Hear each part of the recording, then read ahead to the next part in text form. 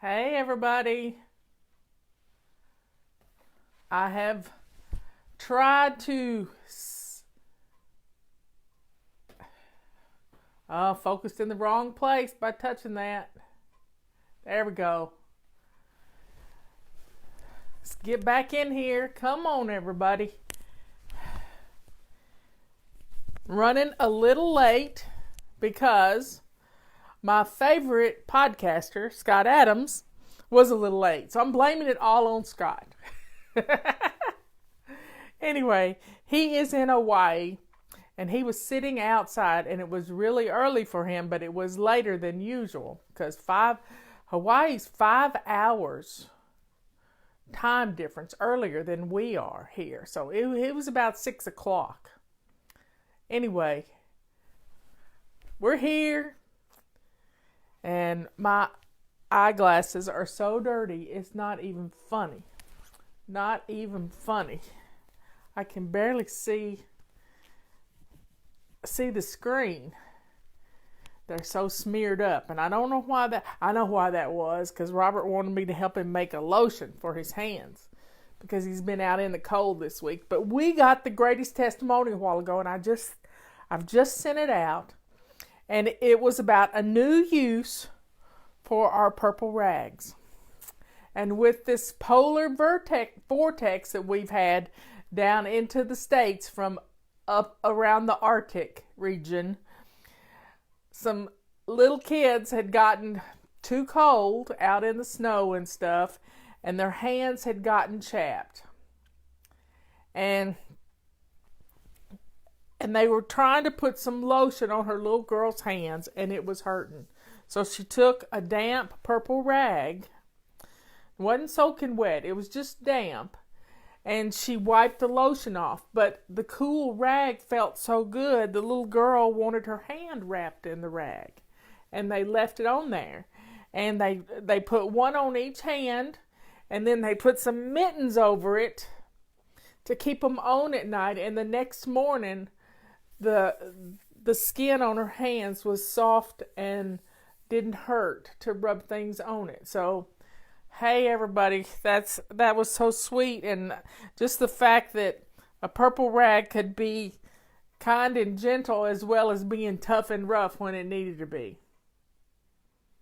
I never see this until it's almost over. Well, you can see it any time, Elizabeth. You can see it any time because it stays up on Facebook after it's over with. And then you can go to our homepage, and we have live videos, which you can see it there.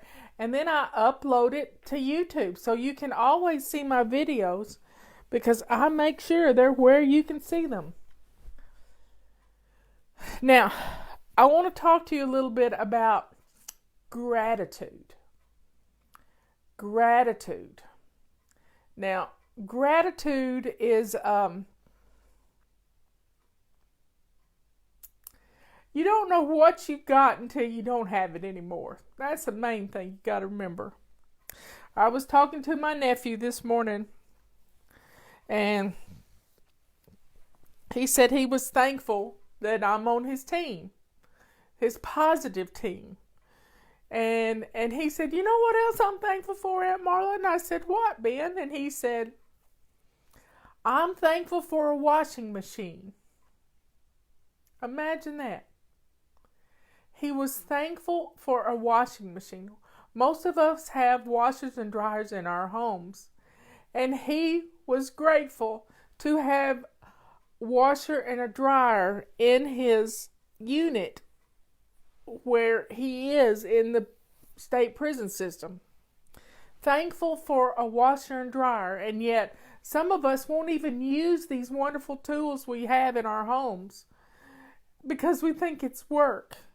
And when you can be thankful for things, thankful for a washer and a dryer, thankful for having water, thankful for being able to eat and buy the food that you want to buy. He's trying to be on a low-carb diet. You know how hard that is in prison? Everything they eat is full of carbs. So learning to be thankful for what we have.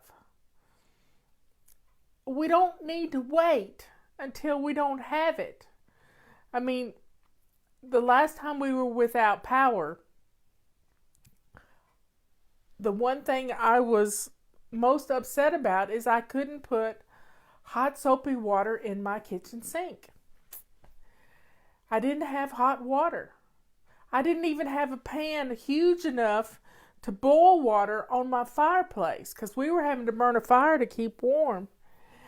And so I now have a pot that I can boil water in so that I can have hot soapy water if our power is out.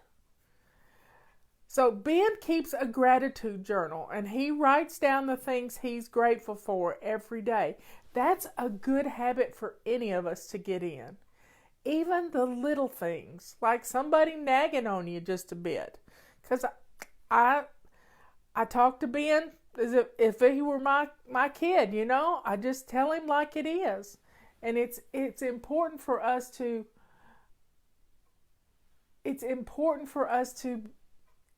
be able to be ourselves.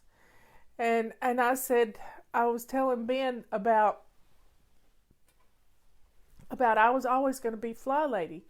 And he was talking about, because he works with groups, and I've got to print out some pictures for him. He works with groups of men. Some of them are required to be in his group, which he says they're not happy participants that way, but he tries to show them by example.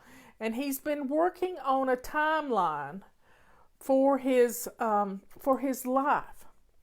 And the last 15 years before he went into prison were all about drugs. And he's trying to put pictures of that time to see the good things that didn't happen. And he says, I'm looking at this timeline and I see so many years of just nothingness. And it wasn't until I started helping others and being thankful for what I have, for my sobriety, and for letting go of the past. So I'm real proud of him. I'm real proud of him. And one day we'll have him on here with us, and you can meet him. But he's got to get on parole. We've got fly babies who are trying to find good places for him to go when he gets out of prison that are, because he can't go back to where we grew up. He just can't do that because he wouldn't live very long. He just wouldn't live very long because it's not a good place to go back to. It's hard. And I know I still have a bunch of friends who live there, but if you've been in the wrong group of people and you're trying to change, it's hard to be in a place where all you were known for was the drugs. So folks, be thankful. Be thankful for the little things. I mean, I was thankful for some oatmeal a while ago. I was finally hungry for today, and I cooked me up a little bit of oatmeal. Was it good? It wasn't great, but you know, as my granny used to say, you just need some fiber in your diet. You don't want to make bricks all the time. So I needed a little fiber.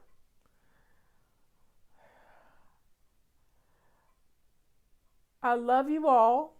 And I told Ben, I said, it's when you help others and you set the example, not by talking the talk. Anybody can talk the talk. But it's by walking the walk is where we can change people's lives. Walk the walk. And show them that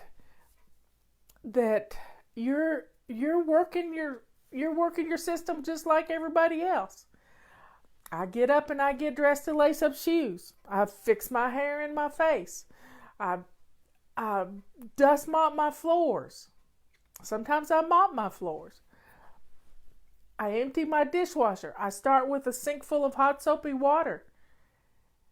And it's just a beautiful way to live when you're on this automatic pilot.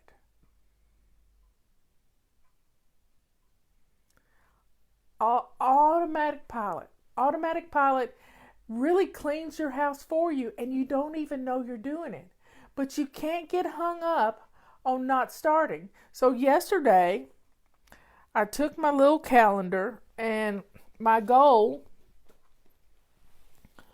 for this month is to, and I haven't marked it down on my calendar yet, but last month I did 10 trips up and down the stairs every day. This month, and I left this calendar in here and I got to put it back in the bathroom. This month I'm going for 11. And yesterday I got 11. And I was so happy. I got my pen right here and I'm going to put 11 on here. And 11 is my lucky number. I don't really believe in luck, but 11 is my number because I was born January the 11th. So, 11 for yesterday. I've already got 9 in today. I just need to do 2 more and I'm good to go. So you see, we set up systems to get things done. We set up systems to get things done. And they just don't magically happen. We do things. We do things to get things done. That's redundant, but you got to take the steps. You got to take the actions. And those actions will speak louder than any words you can say because people are watching. People are really watching you. They see everything you're doing. We have some great sales going on right now. I tell you this every day, but the carpet sweeper, the most amazing carpet sweeper, it gets dog hair off a carpet you didn't even know was there. Think about having a toddler down on a carpet that's so nasty that you didn't even know it was nasty.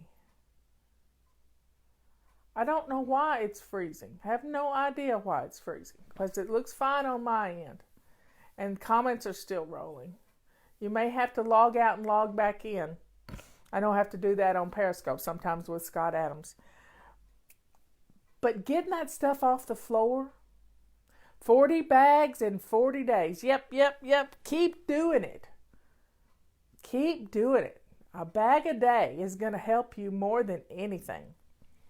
But the carpet sweeper can get stuff off that carpet, and then you feel good about your baby getting down there for a little tummy time, as some of you have said. The multi-wand, half price, $7.97. The rubber scrubbers are on a BOGO, and there's a place on the back to write down what you use this rubber scrubber for. And they can be used for in the bathtub. They can be used in the kitchen. They can be used to clean your shoes off in your mud room, but you won't do it outside. And then somebody suggested the other day that we make a doormat out of these.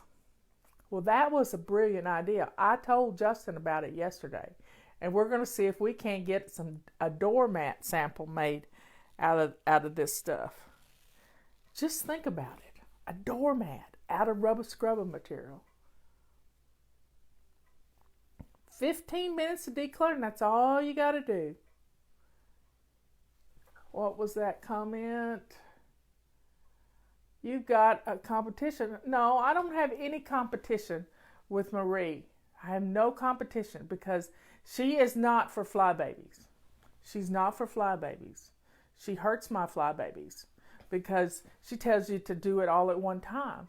We don't do that. We don't do that.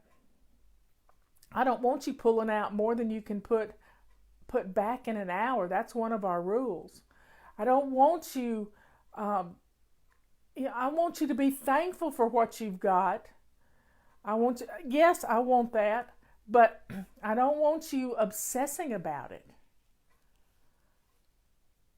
So please, be kind to yourself. I don't think that other way is being kind to yourself. You declutter a little bit at a time, not spend all day doing it. We got other things to do. It's Family Fun Day. Here I am talking to you. You should be out having fun with your family. I'm going to be with my family in just a little bit. We're Sarah's play is this afternoon, and she is one of the Juliets. And we're going to see Romeo and Juliet again. And then I'm going again next Friday. So I only got to watch Ethan's dress rehearsal. So we've got family fun time tonight.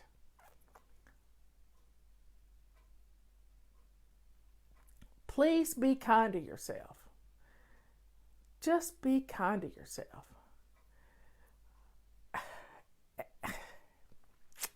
And when you can help others, I never thought that I would even write a book, much less 4 of them. Well, the Chaos to Clean book, it was a group effort. We put it all together. Most of the writing in it was mine, but it was a group effort to pull together because y'all needed the baby steps. The Chaos to Clean book is not my new book. This is my new book right here, the Chaos Cure book. Can't have anyone over syndrome. This is my book from 2 years ago. And thank you all for writing your reviews for the book on Amazon. They're just like great big hugs. Great big hugs. So how many of you have done a bag of trash? It's real easy right now if you haven't. Because you just jump in where we are and you go from this day to 40 days. So you can just write on your calendar. Oh, I told you I was going to show you my little tiles. Robert made me 12 more tiles to go with my 12 tiles that I already had. So by the end of this year, I will need, let's see, I was doing 10. I'll be up to 22 times a day up and down the steps. 22 times a day. That's great that you've already done your bag. A bag of too many crochet patterns. Well, y'all, we can get rid of some trash. I'm going to be going through my sewing stuff in the next few weeks. I'm going to go through my sewing stuff and get rid of the stuff I don't use.